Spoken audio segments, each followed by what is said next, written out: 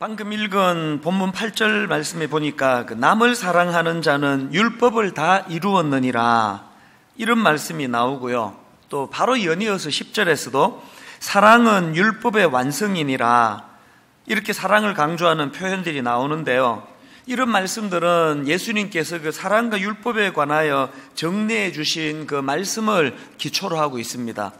그 내용이 마태복음 22장에도 나오는데요. 거기 보면은 이제 한 율법사가 예수님을 그 시험하려고 질문을 던집니다. 마태복음 22장 36절입니다. 선생님, 율법 중에서 어느 계명이 크니까? 그렇게 질문을 던지니까 예수님이 대답하시기를 37절입니다. 예수께서 이르시되 내 마음을 다하고 목숨을 다하고 뜻을 다하여 주 너의 하나님을 사랑하라 하셨으니 이것이 크고 첫째 되는 계명이요 둘째도 그와 같으니 내 이웃을 내 자신같이 사랑하라 하셨으니 이 두 계명이 온 율법과 선지자의 강령이니라. 예수님께서는 이웃 사랑의 문제를 이렇게 중요하게 생각하고 계신다는 겁니다. 사도 바울이 이런 예수님의 마음을 너무나 잘 알기 때문에 오늘 본문에서 그 남을 사랑하는 자는 율법을 다 이루었느니라, 또 사랑은 율법의 완성이니라 이런 말씀을 기록할 수가 있는 것입니다. 또 요한복음 13장 34절에도 보니까 예수님께서 이런 말씀을 하십니다. 새 계명을 너희에게 주노니 서로 사랑하라. 내가 너희를 사랑한 것 같이 너희도 서로 사랑하라. 너희가 서로 사랑하면 이로써 모든 사람이 너희가 내 제자인 줄 알리라.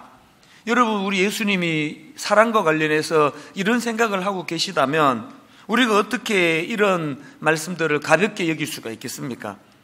그런 맥락에서 저는 오늘 본문 8절에 나오는 남을 사랑하는 자는 율법을 다 이루었느니라, 또 10절에 사랑은 율법의 완성이니라, 이런 말씀들이 가지고 있는 그 무게감을 결코 가볍게 생각하면 안 된다고 생각하는데요. 그런 맥락에서 오늘 본문 말씀을 쭉 묵상하면서 살펴보니까 바울이 지금 이 이웃 사랑의 문제를 풀어나가면서 두 가지 독특한 표현을 사용하는 것을 볼 수가 있습니다. 그래서 저는 오늘 그 사랑을 설명하면서, 이웃 사랑을 설명하면서 바울이 왜 이런 표현을 사용하고 있는지에 대한 그 문제 제기 형식으로 오늘 본문을 좀 풀어보려고 합니다. 자, 오늘 본문에서 발견하는 두 가지 그 문제 제기 중에 첫 번째가 뭐냐? 사도 바울은 그 사랑이라는 개념을 설명하면서 왜 이 빚이라는 개념으로 사랑을 설명하고 있는가? 이게 제가 던지는 첫 번째 문제 제기예요. 8절에 보니까 피차 사랑의 빚 외에는 아무에게든지 아무 빚도 지지 말라. 그러고 보니까 그 로마서에서는 바울이 이 빚이라는 개념으로 그 자기가 말하고자 하는 그 이미지를 설명하는 경우들이 이 앞에도 몇 번이나 등장하는 걸 볼 수가 있습니다. 예를 들면은, 자, 로마서 1장 14절 15절을 보십시오. 헬라인이나 야만인이나 지혜 있는 자나 어리석은 자에게 다 내가 빚진 자라. 그러므로 나는 할 수 있는 대로 로마에 있는 너희에게도 복음 전하기를 원하노라. 지금 바울이 자기가 로마로 가서 복음 전하기를 갈망하는 이유를 그 하나님께 진 사랑의 빚 때문이다. 그렇게 빚으로서 이제 설명을 하는 것을 볼 수가 있고요. 또 그런가 하면은 로마서 8장 12절입니다. 그러므로 형제들아, 우리가 빚진 자로되 육신에게 져서 육신대로 살 것이 아니니라. 여기에도 지금 빚이 등장하는데요. 십자가로 변화된 우리는 육신을 따라 살면 안 된다는 이 말씀을 이 빚이라는 개념을 가지고 지금 설명하고 있는 것입니다. 오늘 본문도 마찬가지예요. 본문 8절에서 바울이 지금 이 빚이라는 개념을 가지고 그 이웃 사랑 또 형제 사랑에 대해서 설명을 하고 있는데, 저는 이 8절에 나오는 피차 사랑의 빚 외에는 아무에게든지 아무 빚도 지지 말라, 이 말씀을 묵상을 하면서 여기서 두 가지 중요한 포인트를 발견하는데요. 첫째가 뭐냐? 여러분, 우리가요 이 이웃 사랑을 제대로 실천하려면 먼저 선행돼야 되는 게 하나 있습니다. 그게 뭐냐? 제대로 이웃을 사랑하기 위해서는 십자가를 통해서 진 사랑의 빚에 대한 감격이 회복이 돼야 된다는 것입니다.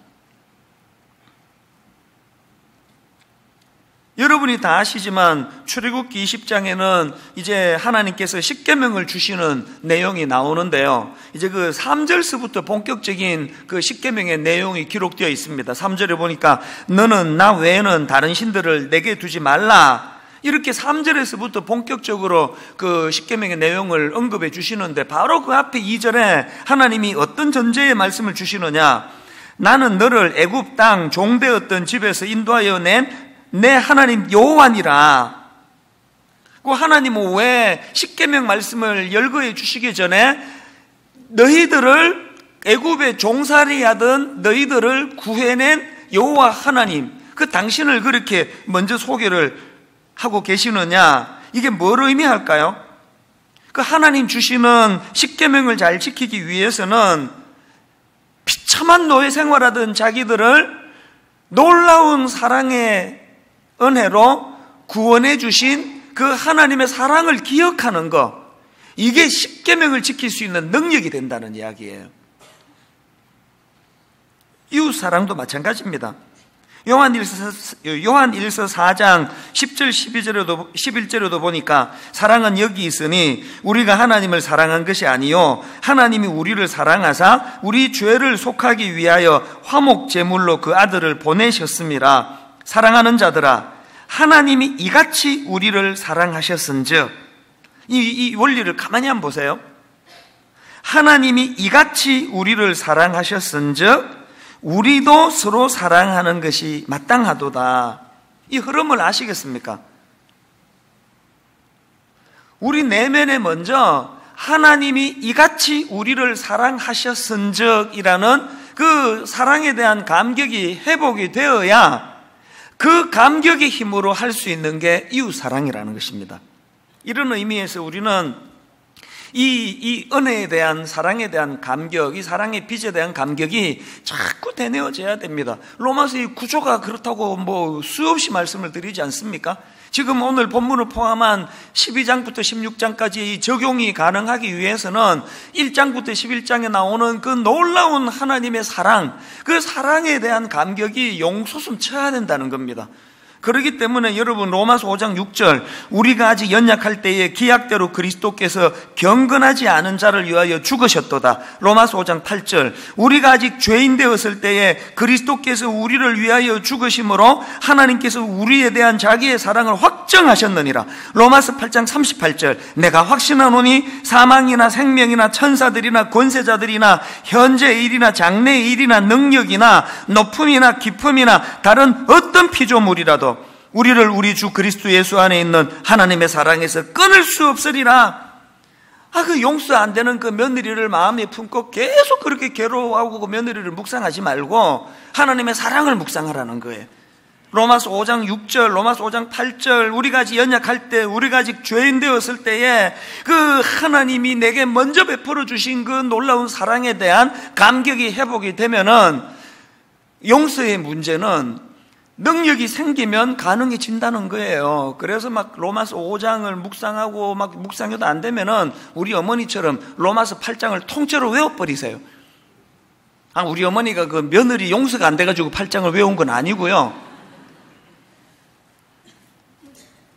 내 안에서 용서할 수 없는 그 실력이 없는데 내 안에 용서할 수 있는 에너지가 없는데 그 용서할 수 있는 에너지의 공급은 내게 주신 그 하나님의 사랑, 이 사랑의 빚에서부터 이게 나온다는 그 말씀이거든요. 그런가 하면은 저는 오늘 8절에 나오는 그 피차 사랑의 빚 외에는 아무 빚도 지지 말라, 이 말씀을 묵상하다가 발견하는 또 한 가지 포인트가 있는데요.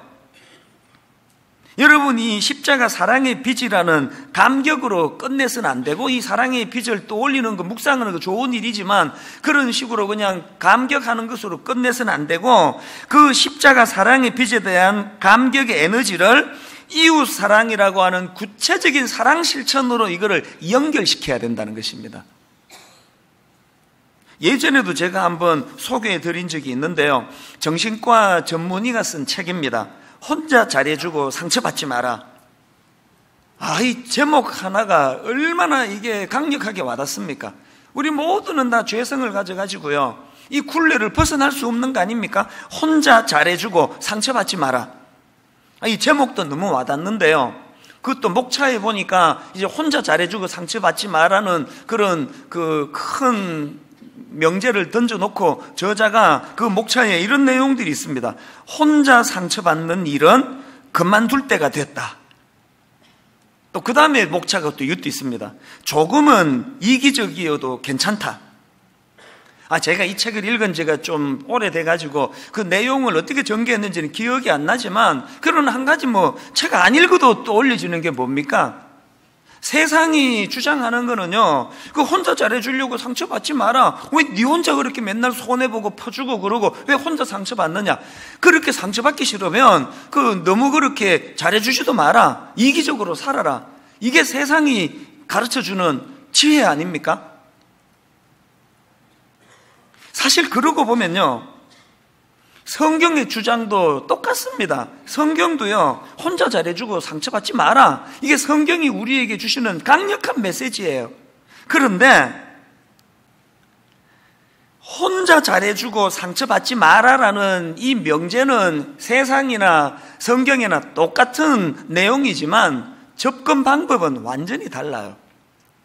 세상은요, 혼자 잘해주고 상처받지 않기 위해서 니도 상대방한테 너무 잘해주지 마라, 이기적으로 살아라, 이게 세상이 제시하는 해법이라면 성경이 제시하는 해법은 그게 아니에요. 성경은요, 네가 상처받지 않기 위해서는 이미 받은 사랑의 빚으로, 이미 받은 그 사랑의 빚을 생각하면서 사랑하라는 거예요. 다른 말로 하면은 상대방에게 행하는 사랑의 행위는 이미 내가 받은 사랑을 되갚는 것이라는 개념으로 접근해야지, 내가 줬으니까 나도 받아내야 되겠다 이렇게 접근하면 안 된다는 그 말씀이에요. 이 차이를 아시겠습니까? 예를 들어 볼게요. 가끔씩 이 담임 목사님들을 만나서 대화를 해보면은요, 종종 이런 말씀들을 하세요. 자기 목회에 제일 힘든 게 부교역자다, 그런 이야기를 종종 제가 듣습니다. 그 당회가 제일 힘들다, 이거하고 두 개가 좀 막상막하예요. 이 성도님 목회하는 건 상대적으로 되게 쉽대요. 그래서 이 부교역자 때문에 상처를 받는 경우가 많다, 그런 이야기를 종종 듣거든요. 저는 그런 얘기를 들을 때마다 나는 부교역자 때문에 상처받는 일이 없는데, 난 속으로 그렇게 생각을 하거든요. 그건 왜 그러냐 하니까, 분당 우리 교회 부목사님들은 하나같이 인격적으로 너무나 훌륭한 분들만 모였기 때문이 아니에요. 저도 어떨 때 엄청 괘씸해요. 근데 이렇게 사랑으로 잘해주는데 어떻게 이럴 수가 있냐? 지금 당사자들이 앉아있으니까 지금 자신있게 이야기하기 어렵습니다. 이거 잘해주기는 딴 교회 가면은 막 세게 얘기하는데, 전 저대로 진짜 영화도 보여주고, 어떨 때는 또 용돈도 주고, 밥도 사주고, 어떨 때는 내가 진짜 이거 이렇게까지 할 필요가 있나 할 정도로 너무 잘해주거든요, 제가. 라고 생각하고 있습니다. 근데 어떨 때는 진짜 괘씸해요. 옛날에는 또 생각해 보니까 옛날에는 또 그것 때문에 또 상처도 좀 받았던 것 같아요. 근데 요즘에는 제가 상처를 안 받아요. 왜 안 받게 된지 아십니까?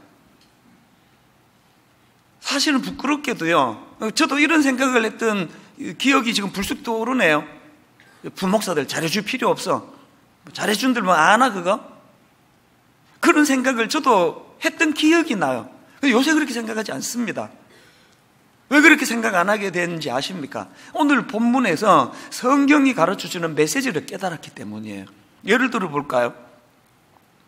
저는 우리 부목사님들한테 잘해주지도 않지만 사실은 좀 잘해주려고 애를 쓴다고 한다면, 저는 제가 옥하는 목사님이 제 담임 목사님이실 때 그분 밑에서 10년 동안 받은 사랑을 되갚는 거라고 생각하기 시작했거든요.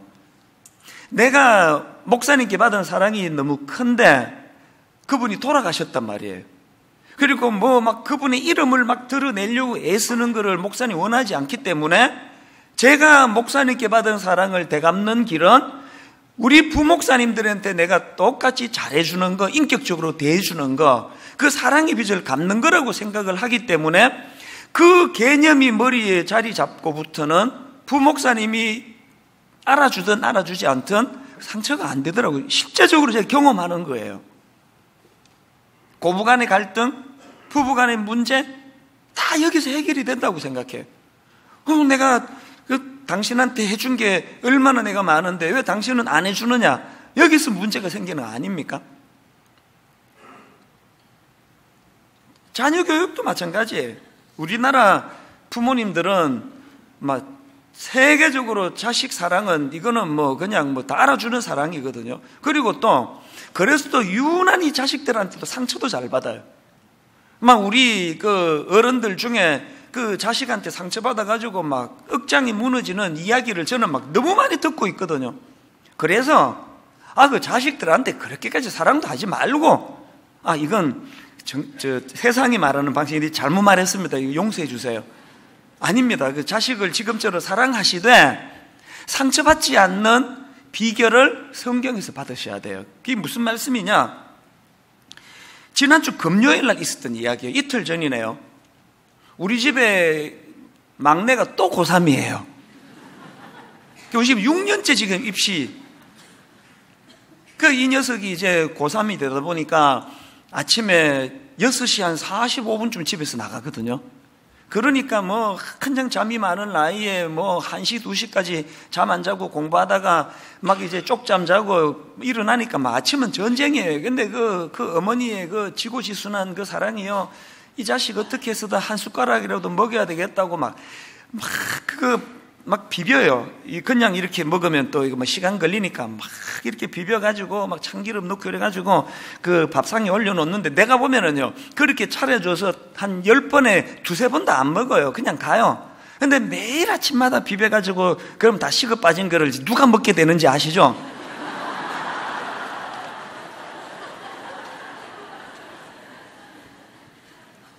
그날 금요일도요, 맛있게 비빔밥을 해가지고 놓고 갔는데 얘가 뭐 시간이 없으니까요, 숟가락도 못 대고 그냥 갔습니다. 그래서 다 가고 이제 그거 이제 받아가지고 이제 제가 이제 또 이제 먹는 거죠. 밥을 먹다가 돌을 씹었어요, 돌을. 요새 그 밥에 돌 어지간하면 잘 안 나오는데, 진짜 오랜만에 내가 돌을 씹었습니다. 돌을 딱 이렇게 씹었는데요, 그러면서 뭐 생각할 겨를도 없습니다. 무의식적으로 이렇게 머리에서 탁 튀어나온 생각이 뭔지 아십니까? 다행이다. 말이 이렇게 나와서 저도 모르게 다행이다. 그랬더니 우리 집사람이 또 잘 못 알아듣고요, 그 이빨을 안 다쳤나 보네요. 엉뚱한 소리를 하더라고. 여기서 다행이다라는 건 그게 아니에요. 이거 우리 아들이 떠먹다가 이빨 그렇게 돌 씹지 않고 내가 씹게 된 게 다행이다. 이게 생각하고 한 말도 아니고요, 툭 나왔어요, 툭. 그리고 제 자신에게 너무 놀랐습니다. 이 놀라운 이타적인 사랑. 내가 누구에게 이런 이타적인 사랑을 보여준 적이 있었던가? 본능이더라고요, 본능. 그러면서 오늘 이 본문이 제가 또 올랐습니다. 제가 지금 무슨 말씀을 드리고 싶은지 아십니까? 여러분, 자식에게 이런 무의식적인 사랑, 본능적인 사랑, 이타적인 사랑, 희생적인 사랑을 행하시는 건 좋은데요, 그 근원의 출발을 여러분으로부터 기인하지 말고 여러분의 부모님으로부터 연결을 시키라는 거예요. 내가 이 사랑을 베풀 때마다 우리 부모도 내게 그러셨지. 우리 아버지가 그날 아침에 밥을 먹다가 내가 먹을 밥을 대신 먹다가 돌을 씹으셨을 때도 똑같은 생각을 하셨을 거야. 이 빚으로 자녀에게 대하라는 거예요. 그러면 상처받을 일이 많이 줄어들어요. 사실대로 말해가지고 우리 집사람은요, 남편에 대한 사랑보다는 자식에 대한 사랑이 좀 큰 그런 스타일이에요. 여기 내가 여러 번 내가 정말 당신 아들로 태어났어야 되는데 그런 이야기를 여러 번 했는데요, 그럴 때마다 뭐 예전 결핍인가 왜 그러세요? 그러고 뭐 콧방귀도 안 껴요. 콧방귀만 껴요 그냥. 그러나 사실은 제가 우리 아이들에게 여러 번 말한 게 또 있어요. 솔직히 말해서 네 엄마가 아빠보다는 니들한테 더 신경 쓰고 더 잘해주는 거 다 알지? 그러나 아빠 하나도 안 억울해. 왜? 나도 우리 윗대 부모님에게 니들이 받는 사랑을 똑같이 받았거든 이미. 조금도 나는 이게 뭐 상처가 되고 억울하지 않아. 오늘 바울이요, 그 왜 이웃사랑을 이 빚이라는 개념으로 설명을 할까요? 우리는 예수 그리스도의 십자가 사랑의 빚을 지고 있는 사람이에요. 그리고 그 사랑의 빚에서, 십자가 사랑의 빚에서 파생되는 놀라운 사랑을 계속 우리는 경험하는 사람들이거든요. 그래서 제가 지난주에 이 본문 말씀을 묵상하면서 이게 또 뜬구름 잡는 뻔한 사랑 그런 얘기가 되지 않기 위해서 이제 이 말씀을 묵상하면서 제가 내가 태어나서 여기 오기까지의 그 졌던 사랑의 빚에 대해서 많이 묵상을 하게 됐는데요, 너무너무 가슴이 뜨겁고 감격적인 한 주간을 제가 보냈습니다. 뭐 여러분 다 아시지만 23살 때 시카고로 이민 가가지고 그때 저는요 단 0.1%의 이 어떤 내 인생에 대한 어떤 동기부여나 그게 없을 때예요. 완전한 낙심이었거든요. 힘이 하나도 없을 때예요. 그냥 우울하고 뭐 어떨 때는 그냥 이대로 죽고 싶고, 이게 세상 경험이 없는데 이게 확 어려운 일이 찾아오니까 더 크게 그게 와닿았던 것 같아요. 그렇게 인생의 바닥에서 허덕이고 있을 때 주님이 뭐 제가요 막 40일 금식기도 하고 하나님 내 손 잡아 주시옵소서 그러고 매달린 거 아니에요. 그냥 무기력하게, 그래서 뭐 직장 한 10몇 군데 쫓겨나고 이제 더 이상 뭐 오라는 데도 없고 써주는 데도 없고, 그래가지고 아침에 할 일이 없어가지고 또 미국은 또 막 짜증나게 막 공원이 또 얼마나 많습니까?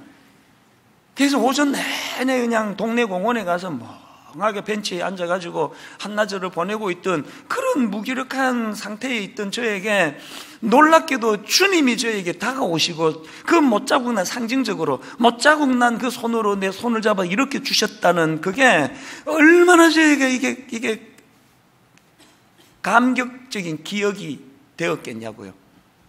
그리고 그때부터 교회에 너무너무 고마웠던 우리 어른들, 그 어린애가 고생한다고 등 두드려 주시고 손잡아 주시고, 어떨 때는 그냥 먹을 거 이렇게 싸가지고 미스터리 이거 먹어봐, 힘내, 파이팅. 지난 한 주 동안에 제가 받았던 그 사랑의 빛, 그런가 하면은 여러 번 말씀드렸잖아요. 분당 우리 교회 처음 개척하고 몇 모이지도 않을 때 그 미국에 계시는 어머니, 그때만 해도 뭐 16년 전이니까 지금보다 훨씬 젊으실 때거든요. 어머니 전화만 하면은 너 분당 우리 교회 성도님들 너 죽을 때까지 못 갚을 빚이야 그거. 그 분당에 내가 들어보니까 그 좋은 목사님이 엄청 많다 그러대. 그 좋은 목사님이 많은데 너같이 어리버리한 그 초보 목사, 그 교회를 찾아주는 그 성도들이 얼마나 고마워요. 우리 어머니는 날 왜 그렇게 생각하시지?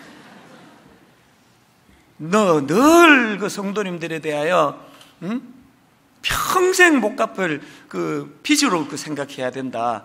이렇게 매끄럽게 말씀하시는 것도 아니에요. 그냥 이렇게 툭툭 던지시는데 그게 너무 지난주 마음속에서 정말 그 맞는 말씀이시다.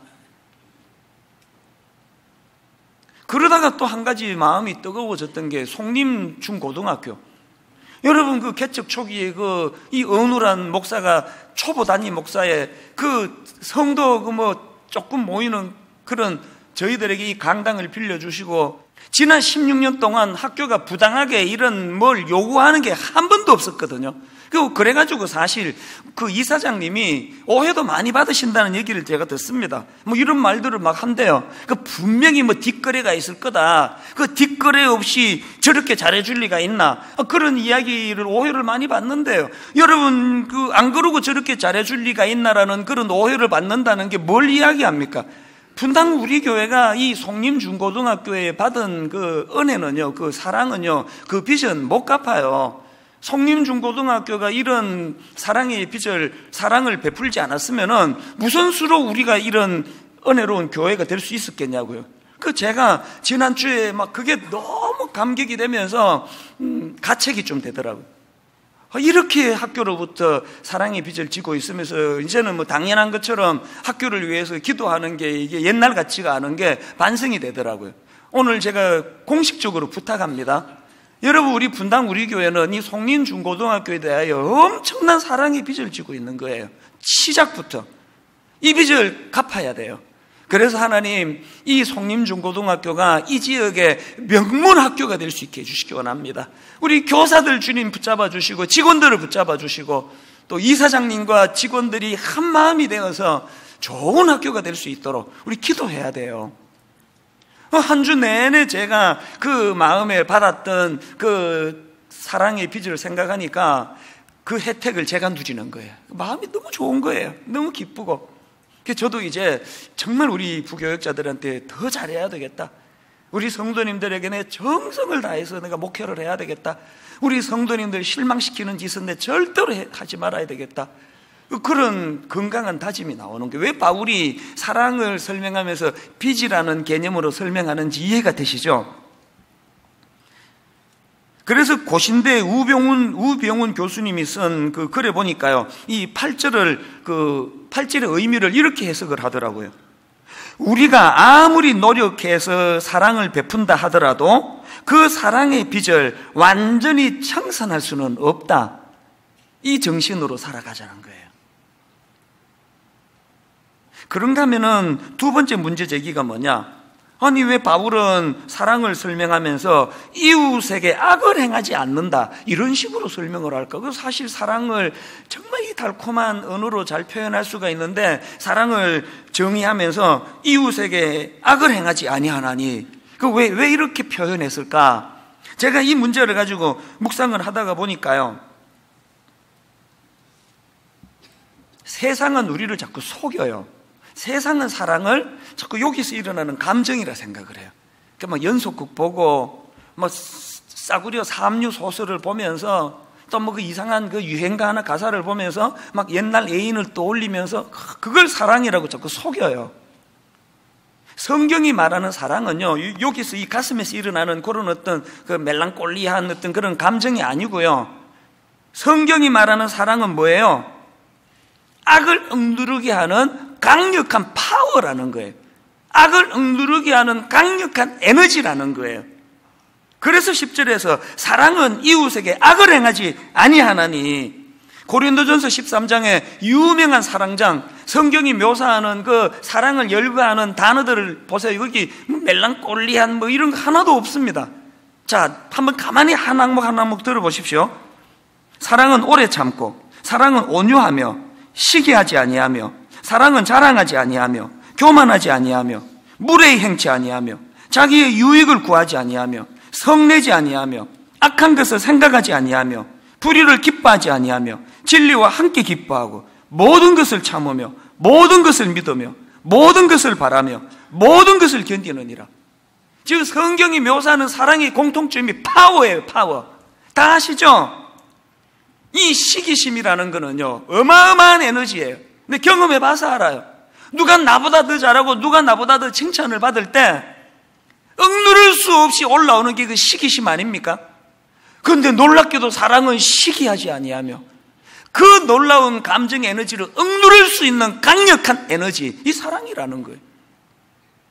사랑은 자랑하지 아니하며, 교만하지 아니하며, 이게 얼마나 강한 에너지라는 거 다 아실 거예요. 그 다락방 가면서 여러분이 다짐을 하면서, 내 오늘은 정말 우리 아들 자랑하지 않으리라. 정말 오늘 다락방 가가지고 내가 우리 아들 기말고사 100점 맞은 거 내 절대로 내가 자랑하지 않으리라. 하나님 힘 주시옵소서, 자랑하지 않게 주시옵소서. 그러고 다락방 가가지고 정신 차리고 보면은 이번 기말고사가 말이지 어떻게 해서든지 간에 기말고사를 유대하려고, 그게 우리예요. 내버려두면 저절로 자기 자랑, 교만 튀어나, 자기는 뛰어 올리고 남은 꺾어 누르고, 이 강력한 힘 앞에 어쩔 줄 몰라 하는 게 우리 죄성을 가진 인간의 모습인데, 놀랍게도 사랑은 그것들을 억누르는 에너지라는 거예요. 강력이라는 게 파워라는 겁니다. 5절에 나오는 자기의 유익을 구하지 아니하면 뭐 되던가요? 뭐 우리 아들 정도야 뭐 그 아들 대신에 돌 씹을 때 내가 그거를 잘했다고 생각하지 누구에게 이런 이타적인 사랑을 우리가 베풀 수 있냐고요. 자기의 유익을 구할 수밖에 없는 우리 인생이지만 놀랍게도 사랑은 자기의 유익을 구하지 않게 만드는 파워라는 겁니다. 그런가 하면은 바울이 사랑을 묘사하면서 이웃에게 악을 행하지 않는다 이런 식으로 표현하는 이유가 뭡니까? 여러분, 우리가 이웃에 대하여 주님이 우리에게 그렇게 하셨듯이 사랑하되 거룩함으로 사랑하라는 게 거룩함으로. 5절을, 9절을 다시 보십시오. 간음하지 말라, 살인하지 말라, 도둑질하지 말라, 탐내지 말라 한 것과 그 외에 모든 계명이 있을지라도 내 이웃을 내 자신과 같이 사랑하라 하신 그 말씀 가운데 다 들었느니라. 여러분, 우리가 예수님의 거룩한 사랑으로 상대방을 대하고 예수님이 우리에게 그렇게 해주시듯이 우리를 인격적으로 거룩하게 사랑하시는 그 사랑으로 상대방을 대한다면 세상에 어떻게 상대방을 그렇게 음란하고 더러운 눈으로 상대할 수가 있느냐고요. 미투 운동, 이게 어디서 기인한 겁니까? 자기 부하 직원, 하나님의 형상을 닮은 한 인격체로 사랑을 한다면 어떻게 여러분 그 여직원에게 성적으로 그런 짓을 저지를 수가 있느냐고요. 아무리 내 감정이 지금 불같이 떠올라도 그렇게 자기를 사랑하고 믿고 인생을 맡긴 자기 아내를, 자기 남편을 속이고 외도하는 이런 짓이 어떻게 가능하겠냐고. 이거 어떻게 내 유익을 취하기 위하여 상대방을 때리고 빼앗고 죽이고 속이고 이런 일이 어떻게 가능하겠냐는 그 얘기를 바울이 지금 하고 있는 거거든요. 난 미투 운동 그런데 걸릴 짓 안 했는데요. 여러분, 그런 짓을 했다 안 했다도 그것도 물론 대단한 거죠. 이 세상에서 나는 뭐 성추행 같은 거 한 적이 없다는 거 여러분 굉장히 좋은 일이에요. 그러나 근원적으로 우리가 그 정도가 아니라 한 여성에 대해서 또 한 약자에 대해서 자기 아랫사람에 대해서 주님이 우리를 그렇게 대해주듯이 하나님의 형상을 닮은 한 인격체로 거룩한 사랑으로 우리를 사랑하고 있는지 그거 돌아보셔야 되는 거예요. 저는요, 그 주일 저녁에 하는 그 코미디 프로를 우연히 보다가 보면은 막 화가 나게 보다가 끌 때가 많습니다. 그 왜 그 항의를 좀 안 하시는지 모르겠어요. 이게 뭐 코미디라는 게 막 전부 그 여자들을 가지고 막 그냥 거기 출연하는 분들을 보면 안쓰러워요. 그 체질적으로 좀 뚱뚱한 분도 있고 홀쭉한 분도 있고 뭐 통통한 분도 있고 하나님이 다양하게 그 체질을 만들어 주셨는데 그 좀 뚱뚱한 걸 가지고 막 온갖 조롱을 다 하고 그냥 막 뭐 뚱뚱한 여자들은 막 밥에 막 걸신 들린 걸로 묘사하고 그런 걸 보면 난 진짜 화가 나요. 뭔 그 기준을 뭐 그냥 그 이쁜 여자, 못생긴 여자를 대비시켜가지고 그걸 코미디 소재로 그냥 웬 코미디에 그 남자들 그 여자 흉내 내는 게 이렇게 많은지 이게 전부 이게 너무너무 비정상이에요. 그렇기 때문에 여러분, 이 혼란한 세상에서 우리는 어떻게 해야 된다고요? 이웃을 사랑하되 하나님이 원하시는 제대로 된 사랑. 그래서 여러분, 우리는 이 말씀을 잊으시면 안 됩니다. 간음하지 말라, 살인하지 말라, 도둑질하지 말라, 탐내지 말라. 우리가 이웃을 사랑하되 어떻게 사랑해야 된다고요?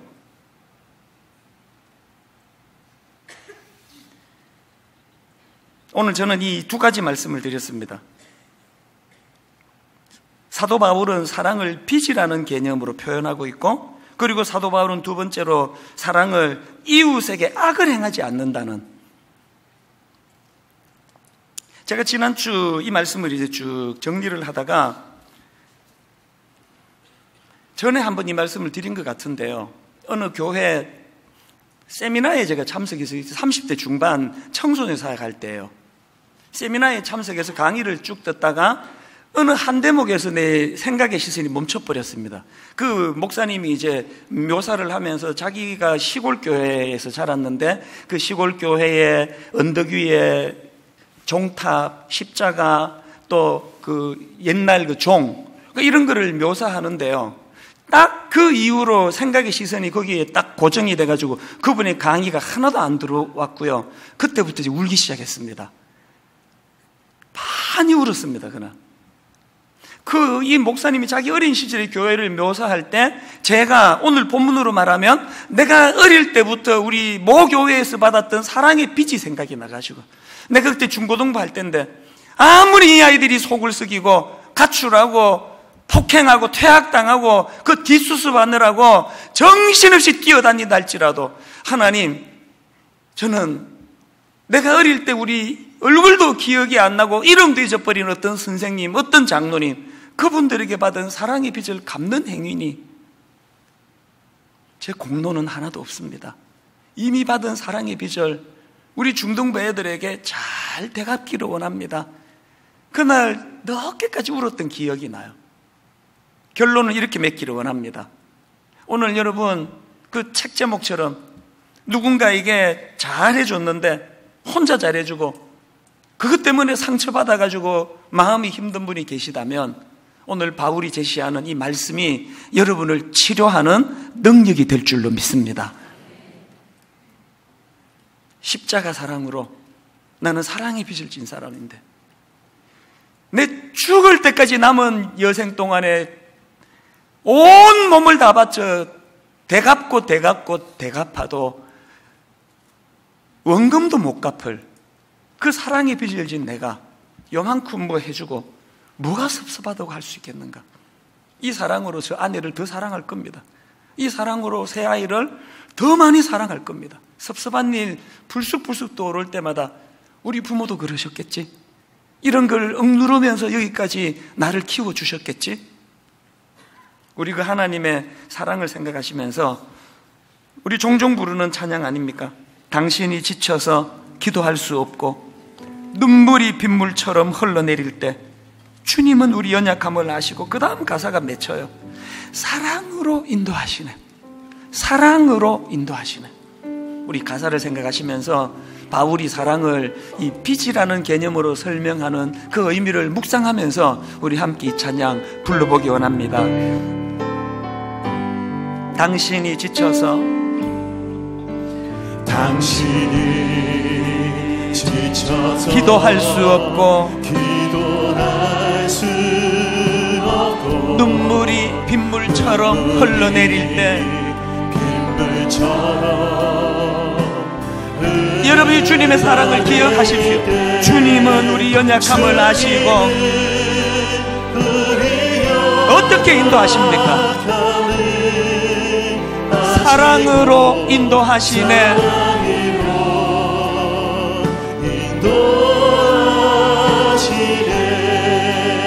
누군가 널 위하여,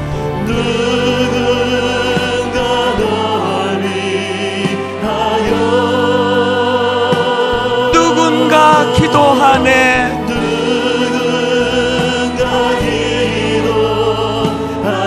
언제 기도합니까? 내가 홀로 외로워서 마음이 무너질 때, 누군가 널 위해 기도하네. 당신이 외로이 홀로 남았을 때,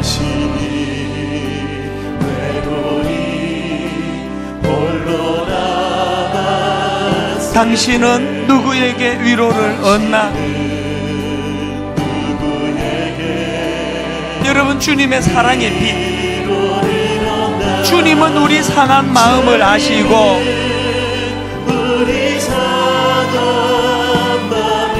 우리가 받았던 주님의 사랑, 사랑으로 인도하시네.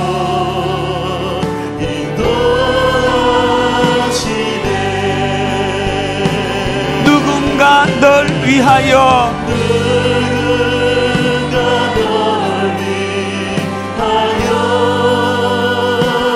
누군가 기도하네.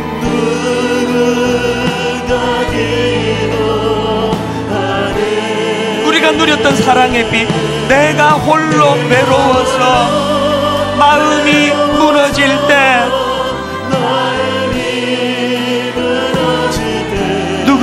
너희들 위해 기도하네.